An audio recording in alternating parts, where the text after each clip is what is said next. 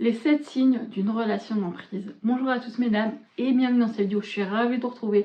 Aujourd'hui on va parler des signes pour détecter si oui ou non vous êtes dans une relation d'emprise. Qu'est-ce que c'est une relation d'emprise? C'est une relation où psychologiquement votre partenaire de type narcissique prend le contrôle de vos émotions, de vous, vous isole, vous détruit psychologiquement pour asservir un contrôle et vampiriser votre énergie. Cette personne est hautement toxique, hautement dangereuse, que ce soit pour votre état de santé psychologique mais aussi physique. Parce qu'au fil du temps, cela peut pousser dans les cas les plus dramatiques au suicide. La relation d'emprise, c'est une relation qui se crée dès le début de la rencontre. Mais pour ça, avant ça, pour pouvoir être averti, pour vous permettre de détecter ce genre de relation ou les barrières narcissiques, abonnez-vous, partagez cette vidéo, likez et on y va. La relation d'emprise, ça commence par ce qu'on appelle la période love bombing, la période lune de miel. Cette personne va commencer dès le départ à détecter vos besoins conscients et inconscients pour pouvoir vous contrôler, pour pouvoir bombarder vos émotions, vos besoins. Parce que vos besoins, c'est justement ce qui est utilisé contre vous pour pouvoir créer et ramener en fait un rapport de dépendance affective. Justement, la dépendance affective est créée lors de la période lune de miel, lors de la période, en fait, ça commence à créer ce rapport de besoin, d'addiction émotionnelle qui est la dépendance affective. Donc elle va en fait vous valoriser, vous dire à quel point vous êtes exceptionnel, qu'elle n'a jamais ressenti ça avec personne. Et justement, au fil du temps, vous allez tellement être sur un piédestal, tellement être bien, parce que justement, le rôle du love bombing, traduction, c'est bombarder d'amour. On vous bombarde de tous les sens, que ce soit sexuellement, que ce soit émotionnellement, que ce soit au niveau des cadeaux, que ce soit physiquement, que ce soit dans tous les termes en fait. Vous avez de la tendresse, des caresses, des câlins, une personne qui est à votre écoute, qui vous comprend, qui est là dès que vous avez besoin, qui vous offre des cadeaux, qui vous fait partir en voyage, qui vous fait rêver comme vous n'avez jamais rêvé.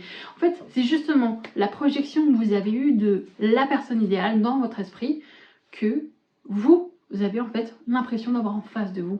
Elle copie, je précise bien, elle va copier vos idées, vos besoins, vos valeurs pour mieux vous correspondre.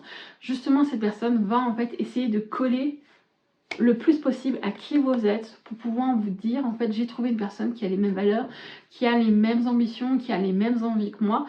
Enfin, j'ai trouvé la personne idéale. Et va venir la deuxième étape, c'est celle de la dévalorisation, de la critique, de l'humiliation pour justement commencer à ferrer et à créer une peur qu'il ou elle vous quitte.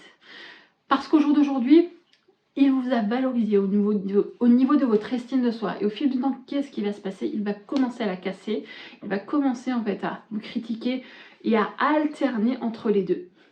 Qu'est-ce qui se passe? C'est qu'aujourd'hui, ce qui se passe, c'est qu'un coup, il vous donne de l'amour, un coup, il vous dénigre, un coup, il vous donne de l'amour. Psychologiquement, vous ne savez plus où vous habitez.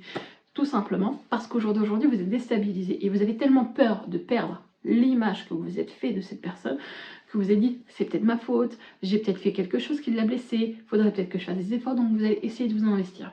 Et au fil du temps, il va y avoir la troisième étape, celle de l'isolation.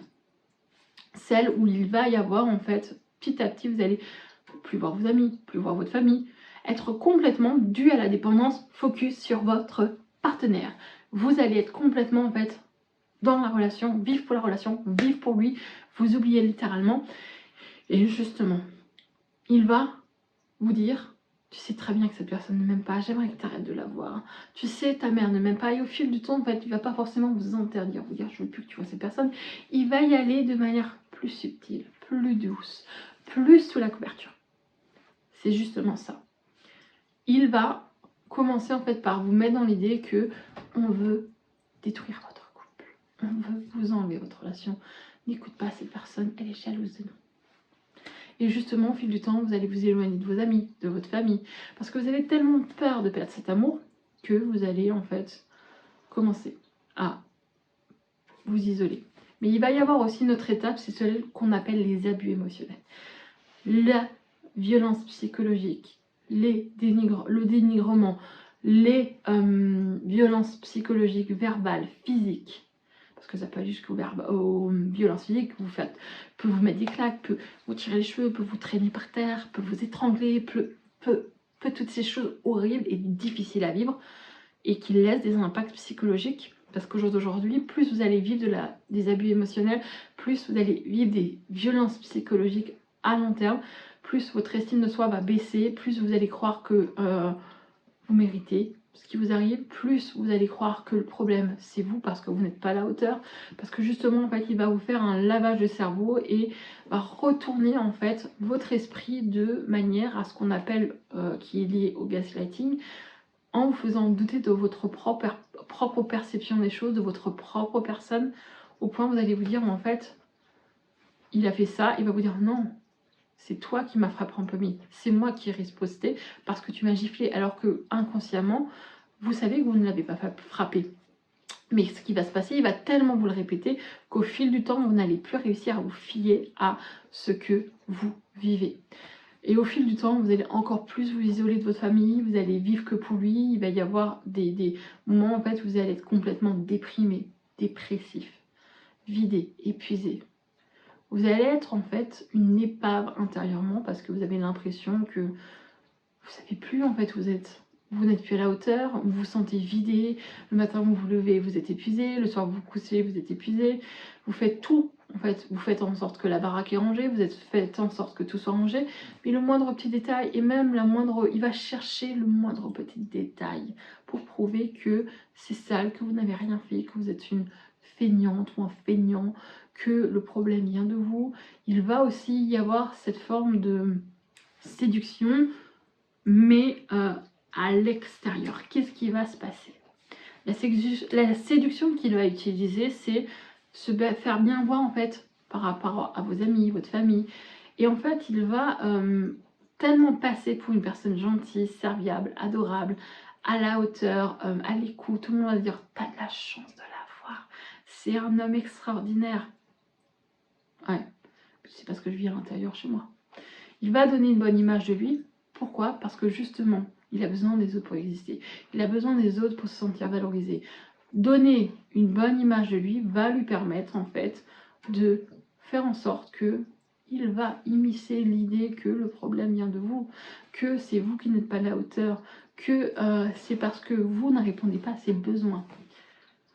Ça fait mal à entendre parce que psychologiquement, ça ramène à beaucoup d'émotions négatives parce qu'on se sent vidé, on se sent épuisé, on est dans une dépression sévère. Et comme j'ai dit, des fois, ça peut pousser aux pires situations, comme le suicide, parce qu'on n'en peut plus psychologiquement, parce qu'on est épuisé, parce qu'on n'a plus confiance en soi, parce qu'on a l'impression, en fait, d'être complètement vidé énergétiquement et physiquement.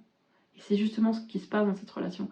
Cette personne vous vampirise votre énergie. Dès qu'il va y avoir quelque chose de positif, vous allez réussir une promotion, vous allez être de bonne humeur, en pleine forme, bah, ça ne va pas durer, hein, même pas 10 minutes, la personne va vous casser, vous humilier, vous rabaisser, pour que vous soyez de nouveau complètement dépité, déprimé et triste. Et la seule solution, c'est de vous rapprocher de vos amis, lui expliquer ce qui se passe, mais aussi surtout d'un professionnel, parce qu'une relation d'emprise va demander énormément d'énergie, énormément de soutien pour en sortir. Et là est la question, c'est que vous ne pouvez pas le faire seul parce que justement cette personne va essayer de vous faire culpabiliser, va essayer de vous faire peur, va essayer de retourner la situation en vous faisant croire qu'il a compris, qu'elle a compris, essayer de vous séduire, vous redonner les choses positives et derrière elle va de nouveau en fait vous détruire, vous violenter psychologiquement, vous briser et ça sera même pire. J'espère que cette vidéo a rempli une partie de vos questions, qu'elle a pu vous aider et il y en aura d'autres. Ne croyez pas en fait que ce que vous vivez, vous le méritez. C'est pas le cas. Vous n'êtes pas une méchante personne, vous n'êtes pas un pervers narcissique ou une pervers narcissique, vous êtes une victime. Et pour pouvoir sortir et vous relever ça et vous reconstruire, va falloir vous faire accompagner par une personne qui puisse vous comprendre et savoir ce que vous avez vécu. Quant à moi, je vous dis à la prochaine les amis et bye bye.